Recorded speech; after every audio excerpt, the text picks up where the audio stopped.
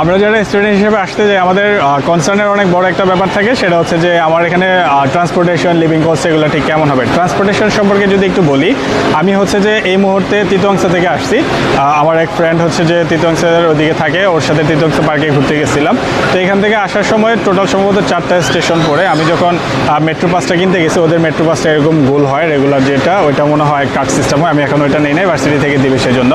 তো আমি কাটতে গিয়ে দেখলাম হচ্ছে যে আমার যে প্রাইস সেটা ছিল হচ্ছে যে 4টা স্টেশন টোটালি, এটার জন্য 1 রিঙ্গিত 70 সেন্ট। তো আমাদের দেশের হিসাবে যদি বলি 1 রিঙ্গিতে 31 টাকা 50 পয়সা, সর্বোচ্চ 32 টাকা পাওয়া যায়।